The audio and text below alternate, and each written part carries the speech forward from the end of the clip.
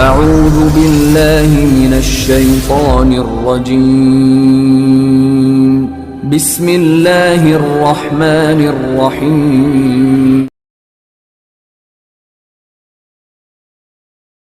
الشیطان الرجیم بسم اللہ الرحمن الرحیم۔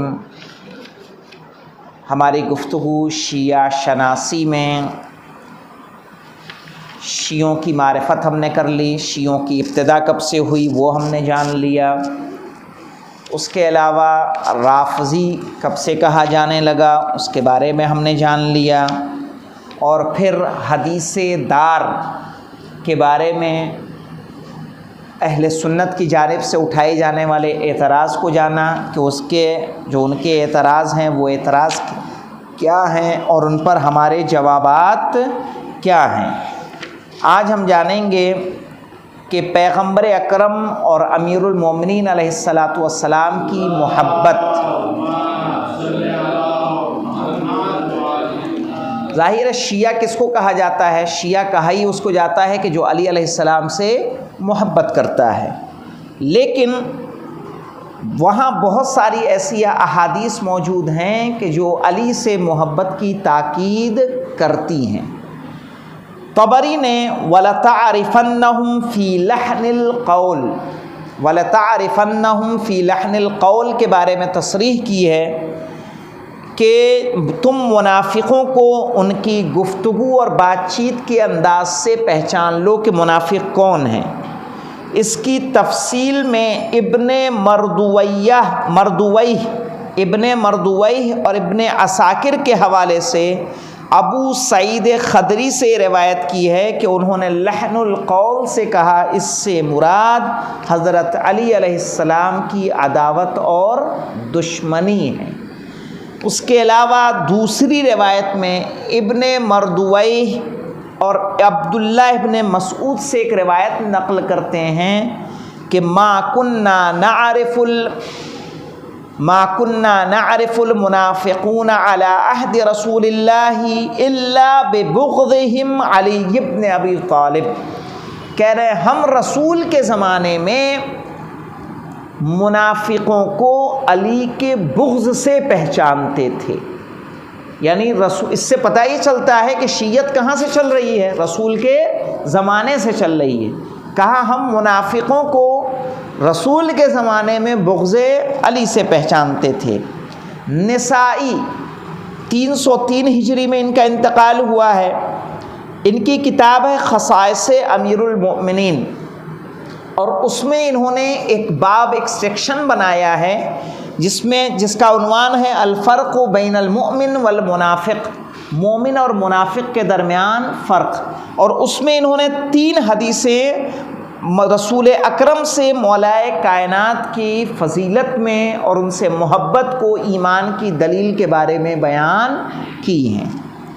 اس کے علاوہ خطیب خوارزمی نے، ان کی ایک کتاب ہے المناقب، صحیح ہے، اور اس میں انہوں نے 6 باب میں علی علیہ السلام اور اہل بیت علیہم السلام کی محبت کے بارے میں روایات کو لکھا ہے، اور اس میں تقریباً 30 روایتیں 30 حدیثیں نقل کی ہیں۔ وہ 30 حدیثیں کیا ہیں؟ جن کا مضمون ہے کہ علی کی محبت تمام لوگوں پر واجب ہے۔ مثلا انی افترضت محبت علی ابن ابی طالب علی خلقی عامہ، کہ میں نے، صحیح ہے، علی کی محبت کو تمام مخلوق پر واجب قرار دیا ہے۔ اگر اس کے علاوہ ہے لو اجتمع الناس علی حب علی ابن ابی طالب لما خلقہ النار، کہ اگر لوگ علی کی محبت پر جمع ہو جاتے تو خدا جہنم کو نہ بناتا۔ صحیح ہے، یہ بھی مناقب خوارزمی کی صفحہ 64 سے لے کے 79 تک میں یہ احادیث موجود ہے۔ من احب علی فقد احبنی ومن ابغض علی فقد ابغضنی، رسول کی حدیث ہے جس نے علی سے محبت کی اس نے مجھ سے محبت کی، جس نے علی سے بغض رکھا اس نے مجھ سے بغض رکھا۔ اس کے علاوہ ایک حدیث ہے ان ملک الموت یترحم علی محب علی ابن ابی طالب کما یترحم علی الانبیاء۔ کتنی عظیم حدیث ہے علی کے چاہنے والوں کے لیے۔ کہا علی کے چاہنے والوں کے ساتھ ملک الموت اتنا ہی رحم کرتے ہیں روح کے قبض کرنے میں جتنا رحم انبیاء کی روح کو قبض کرنے میں کرتے ہیں۔ سوچئے کہ علی کی محبت کی فضیلت کیا ہے۔ اس کے علاوہ دیکھیں ایک حدیث ہے کہ اگر کوئی شخص اتنے دن عبادت کرے جتنے دن جناب نوح اپنی قوم کے درمیان رہے، صحیح، اور کوہ احد کے برابر راہ خدا میں سونا خیرات کرے، 1000 بار پیدل حج کرے، اور صفا و مروہ کے درمیان راہ خدا میں قتل بھی کر دیا جائے، لیکن اگر وہ علی سے محبت نہیں کرتا تو اس کے مشام تک جنت کی خوشبو بھی نہیں پہنچ سکتی۔ اور یہ تمام حدیثیں کس سے ہیں؟ رسول خدا صلی اللہ علیہ وآلہ وسلم سے ہیں۔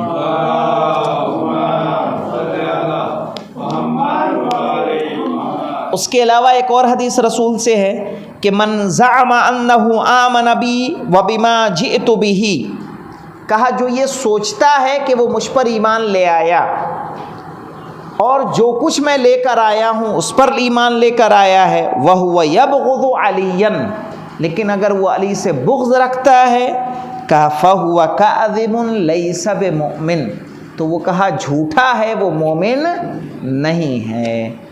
اور یہ سب حدیثیں رسول اسلام سے ہیں۔ اس کے علاوہ دیکھیں شبلنجی شافعی نے 2 حدیثیں صحیح مسلم اور صحیح ترمذی سے نقل کی ہیں۔ پہلی حدیث میں نقل کر رہا ہوں صحیح مسلم سے، کیا ہے کہ والذی فلق الحبۃ وبرأ النسمۃ، وہ کہ جس نے دانے میں شگاف کیا، دانے کو کھولتا ہے پیڑوں کو، پودے کو نکالنے کے لیے، وبرأ النسمۃ، اور پودوں کو اگایا، یعنی اللہ کا انہ لأحد النبی الامی بانہ لا یحبنی الا مؤمن ولا یبغضنی الا منافق، کہا اس اللہ نے نبی امی سے عہد لیا ہے کہ سوائے مومن کے مجھ سے کوئی محبت نہیں کرے گا اور سوائے منافق کے کوئی مجھ سے بغض نہیں رکھے گا۔ یہ صحیح مسلم کی کہ جو صحاح ستہ میں سے ایک صحیح ہے۔ ایک دیکھیں ترمذی کی ہے کہ کنا نعرف المنافقون ببغضهم علیًا، کہ ہم رسول کے زمانے میں منافقوں کو علی کے بغض سے پہچانتے تھے۔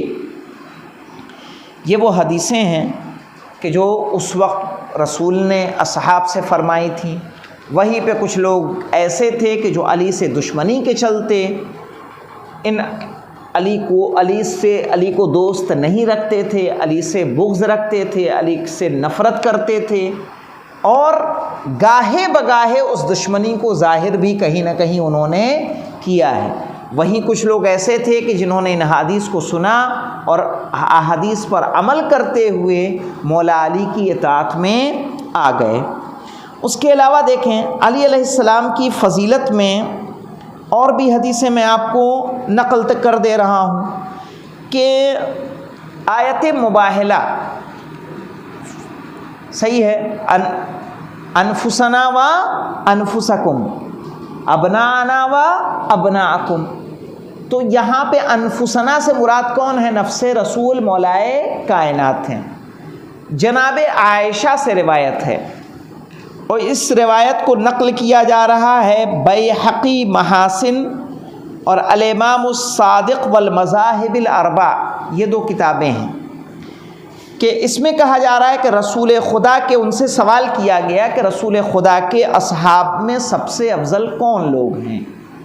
تو جناب عائشہ نے جواب دیا کہ ابو بکر، عمر، عثمان، طلحہ اور زبیر۔ تو کہا اگر یہ اصحاب میں افضل ہیں تو کہا علی کا مرتبہ کیا ہے، پھر علی کہاں ہے؟ کہا کہ تم نے ہم سے اصحاب کے بارے میں پوچھا تھا اور علی، پھر انہوں نے آیت مباہلہ کی تلاوت فرمائی، کہا یہ نفس رسول ہیں، اور نفس رسول ظاہر ہے بعین ہی کیا ہوتا ہے، رسول ہوتا ہے، تو کہا وہ اصحاب میں ان کا شمار نہیں ہے بلکہ کیا ہیں، وہ نفس رسول ہیں۔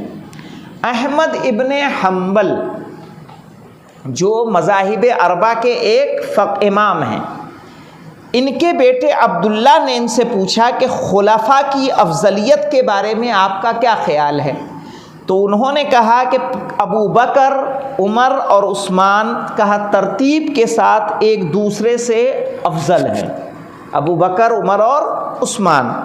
تو انہوں نے بھی یہی سوال کیا پھر علی ابن ابی طالب علیہ السلام کہاں ہیں اگر عمر، ابو بکر اور عثمان ہیں؟ تو امام حنبل نے جواب دیا ہے میرے بیٹے، علی ابن ابی طالب اس خاندان سے تعلق رکھتے ہیں کہ جس سے کسی کا موازنہ نہیں کیا جا سکتا، یعنی اس خاندان سے ہیں کہ جس سے کسی کو موازنہ یعنی کسی کو کمپیئر نہیں کیا جا سکتا۔ یعنی اس سے بھی پتہ چل رہا ہے کہ افضل کون ہے، مولائے کائنات ہیں۔ اس کے علاوہ دیکھیں خود رسول اکرم نے شہزادی فاطمہ سلام اللہ علیہا سے فرمایا،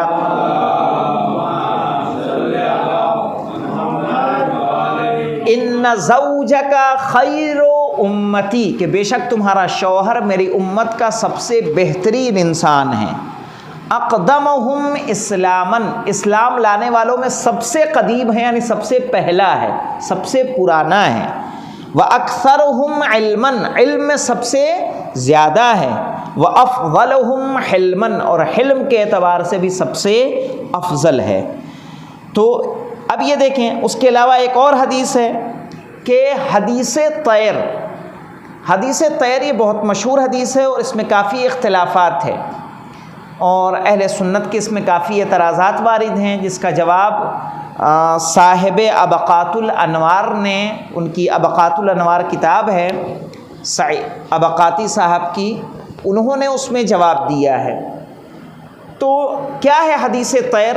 کہ رسول کے پاس ایک بھنا ہوا مرغ آیا، صحیح ہے، کوئی بھنا ہوا پرندہ آیا، تو رسول نے دعا کی، پالنے والے صحیح ہے دروازہ کھول کے بیٹھ گئے اور انتظار میں کہ جو سب سے میرا محبوب ترین بندہ ہو اسے بھیج دے تاکہ میں اس کے ساتھ اس کو تناول فرماؤں۔ تو ظاہر ہے وہاں پہ کون آیا؟ مولائے کائنات آئے۔ روایتیں مختلف ہیں، اس میں کچھ تبدیلیاں واقع ہوئی ہیں، وہ بحث نہیں ہے ہماری کہ ہم حدیث طیر کو بیان کریں، کبھی انشاءاللہ اسے بیان کریں گے۔